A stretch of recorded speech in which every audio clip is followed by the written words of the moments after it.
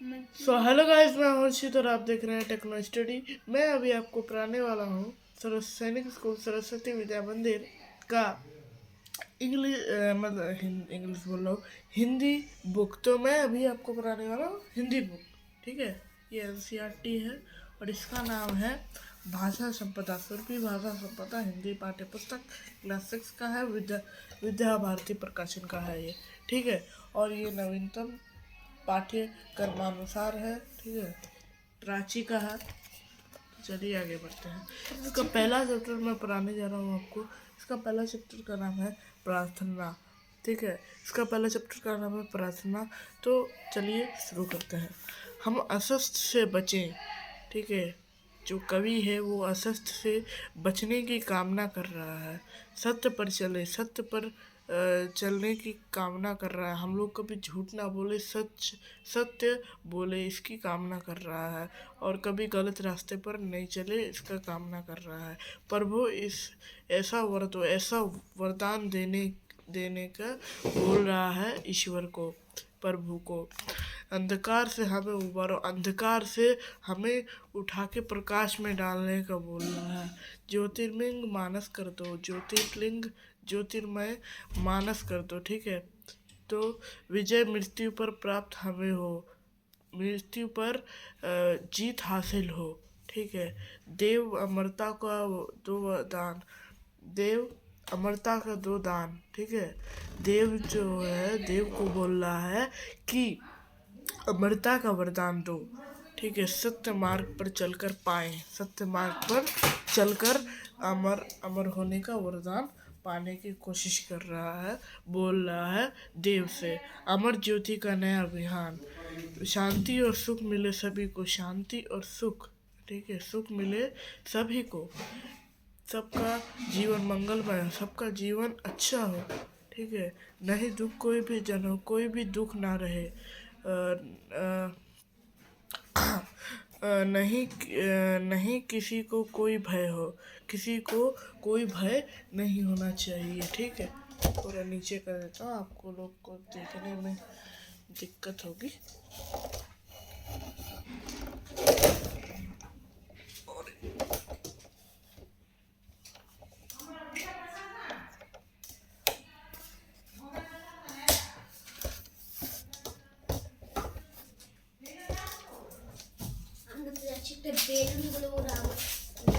ठीक है, तो चलिए शुरू करते हैं। इसका ये उपनिषद के आधार में है, इसका कोई कवि नहीं है, ये उपनिषद के आधार में है। ठीक है, प्रार्थना। ठीक है, एक। ठीक है, पाठ 1 का नाम है। ठीक है, और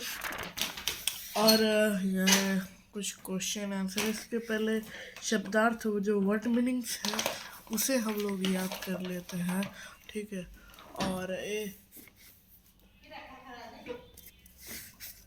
ठीक है, तो इसका वर्ड मीनिंग पढ़ लेते हैं हम लोग।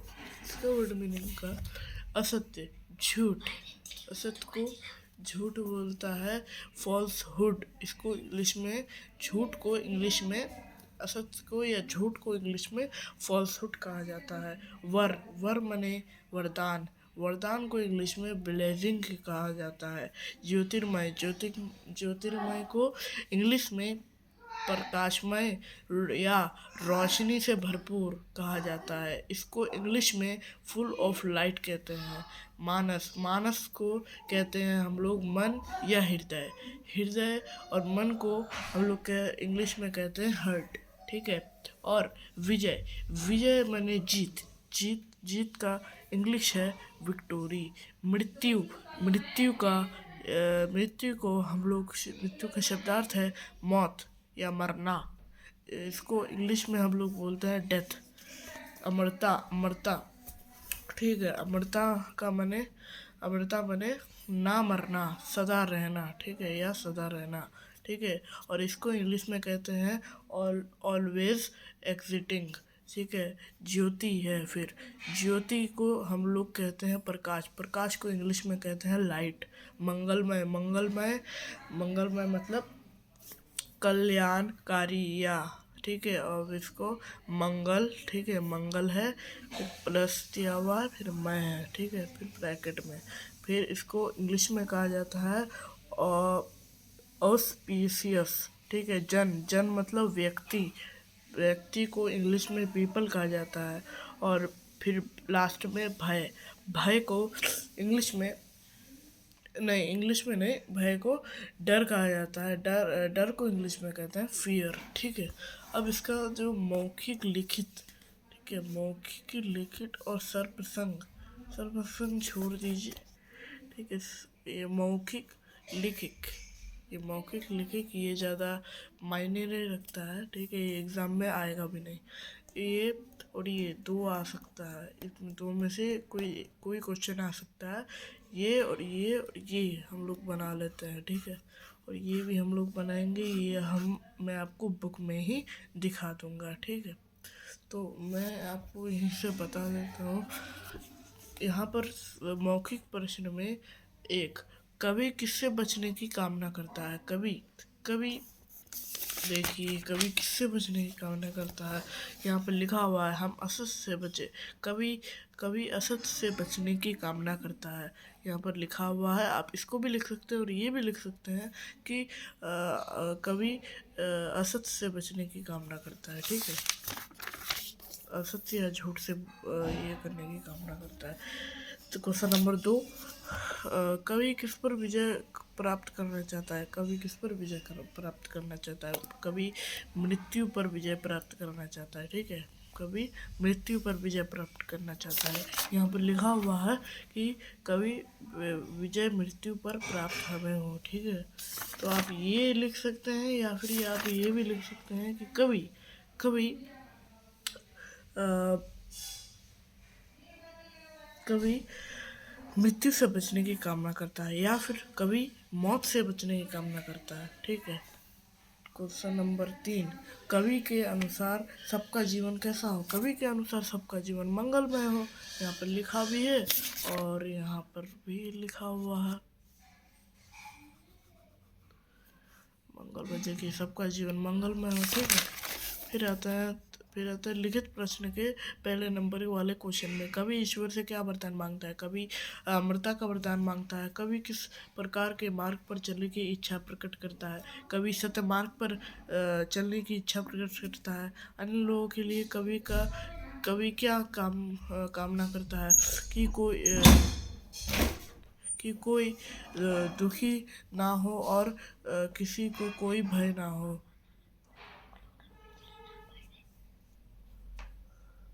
ठीक है। फिर इस कविता का मूल भाव अपने शब्दों में लिखिए, ठीक है। तो आप इसका मीनिंग लिख दीजिए, ठीक है। इसका मीनिंग आप लिख सकते हैं, इसका मीनिंग आप लिख सकते हैं, लोग साइड में यहाँ पर भी देख सकते हैं। अब आपको कुछ वर्ड समझ नहीं आ रहा है तो आप ये शब्दार्थ से बनाकर लिख सकते हैं, ठीक है, ठीक है।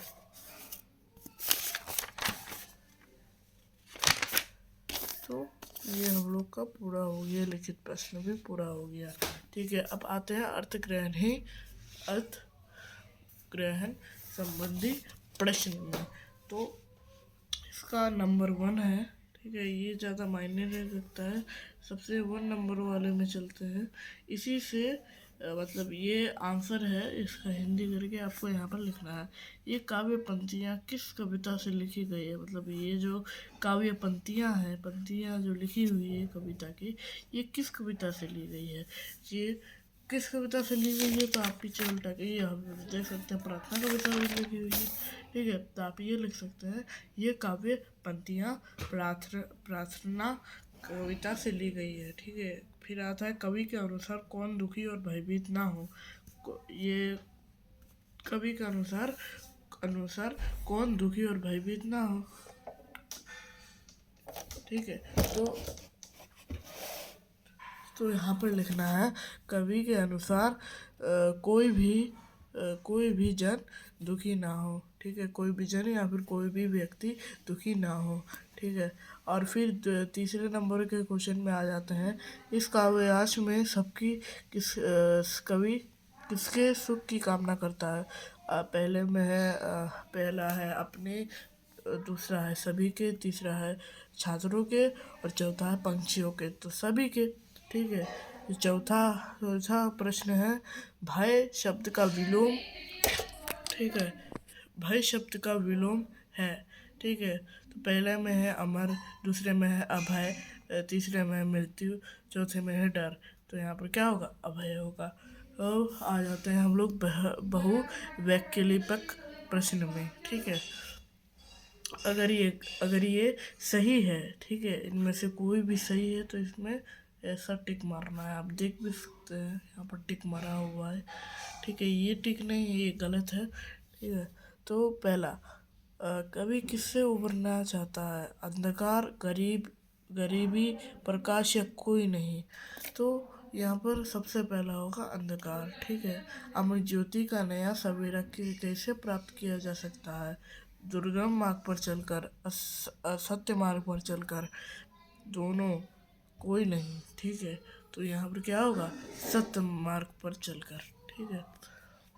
फिर मूल्यपरक प्रश्न, क्या आप भी प्रतिदिन प्रार्थना करते हैं? यदि हाँ, तो क्या वरदान मांगते हैं? आप यहाँ पर क्या, या पहले हाँ लिख दीजिएगा, फिर उसके बाद आप उसमें ये लिख दीजिएगा, क्या बोलते हैं उसे, कोमा दे दीजिएगा। फिर उसके बाद आप जो भी ये आपका ये ड्रीम है, आप जो भी बनना चाहते हैं, हॉबी है आपकी, वो आप यहाँ पर लिख दीजिए। जैसे आप क्रिकेटर बनना चाहते हैं तो क्रिकेटर लिख दीजिए, आप पॉलिटिशियन बनना चाहते हैं पॉलिटिशियन लिख दीजिए, आप ऑफिसर बनना चाहते हैं ऑफिसर लिख दीजिए, आप सरकारी काम करना चाहते हैं, आप जॉब करना चाहते हैं, सीईओ बनना चाहते हैं, कुछ भी बनना चाहते हैं, यहाँ पर आप लिख दीजिए कि मैं ये बनना चाहता हूँ, ठीक है। फिर आ जाते हैं हम लोग भाषा अध्ययन में, ठीक है। पहले में है असत्य। असत्य का विलोम शब्द, यहाँ पर क्या बोल रहा है? निम्नलिखित शब्दों के विलोम शब्द लिखिए। तो असत्य का उल्टा क्या होगा? सत्य। अमर का उल्टा क्या होगा? मृत्यु। सुख का उल्टा क्या होगा? दुख। भय का उल्टा क्या होगा? अभय। अंधकार का उल्टा क्या होगा? प्रकाश। शांति का उल्टा क्या होगा? अशांति।